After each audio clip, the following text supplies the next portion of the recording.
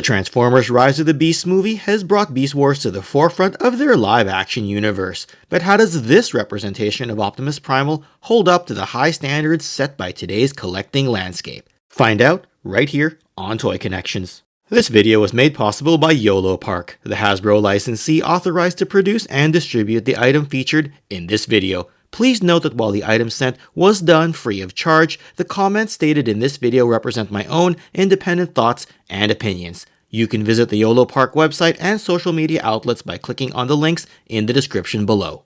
The box for this item does look pretty eye-catching and would be something that would make me take a closer glance if I walked into a store and saw it on a shelf.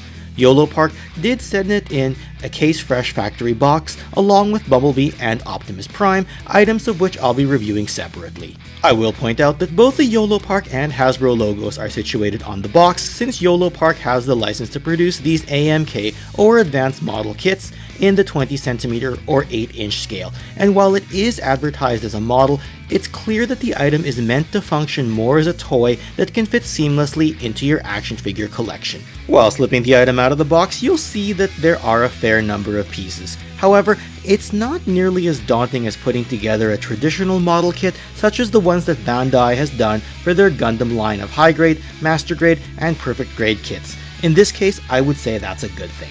The instructions included show that the assembly of this is relatively simple and is something that takes literal minutes to do in a snap-together fashion, so if you do purchase one of these, don't be intimidated or feel daunted by the word advanced in the advanced model kit designation. It's clear here that the word advanced is meant to get the point across of the gorgeous aesthetic of the item more so than representing the complexity of assembly.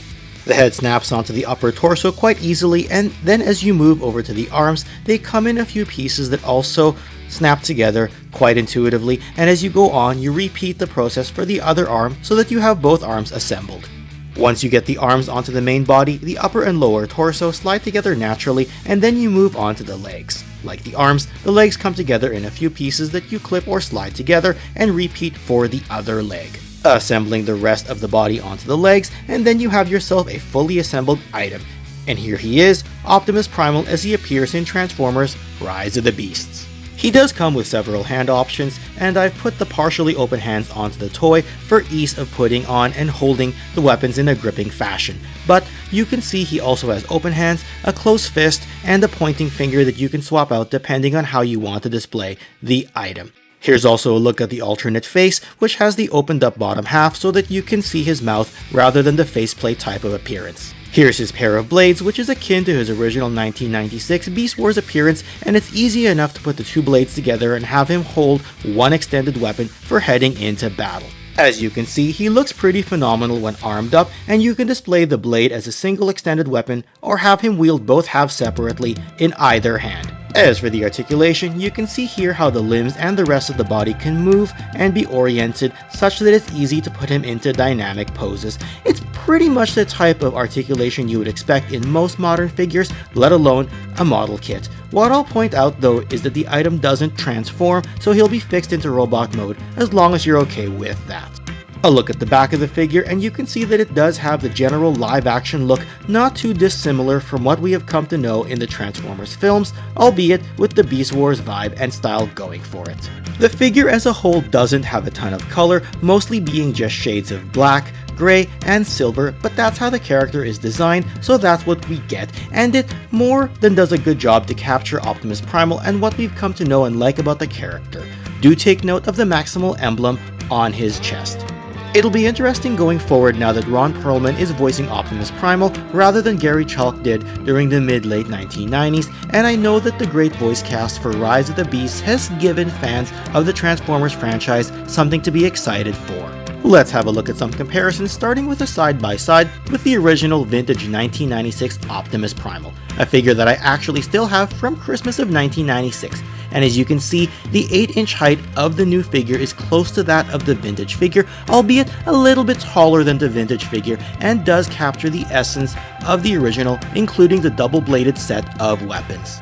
Here's a look with the masterpiece MP32 Optimus Primal, which is a bit smaller and sleeker than the bulky vintage figure, but that's by design and expected. As both this and the Yolopark Optimus Primal are both considered modern figures, you can see a somewhat matching aesthetic in terms of proportions between them. And here's a look at all three of my Optimus Primals, and if you love this character, I'll say that you'll probably be happy with this new age Yolopark figure and design. Like I mentioned, I'm trying to be unbiased in this review, and for the most part I find this to be a positive addition to any Prime or Primal collection. The item is a bit light in weight when you lift it up, which can be good or bad as lighter figures can be easier to pose since there's less risk of them being top heavy. That being said, I know some fans like their figures to be heavier so as to feel like they're getting more bang for their buck. The good thing is, this feels sturdy and not fragile like other model kits. As mentioned, the lack of a transformation may be an issue for some, though you know that upfront, so it's not really much of a criticism per se.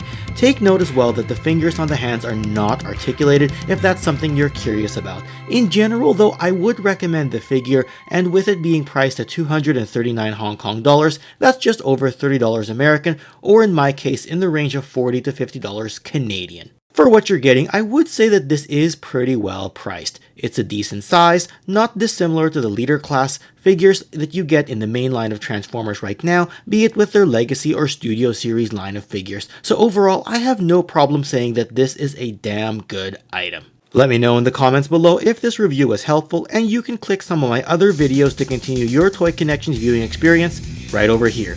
Subscribe for more videos going forward, and with that, let's transform and roll out into the next video. Thanks again, and see you next time.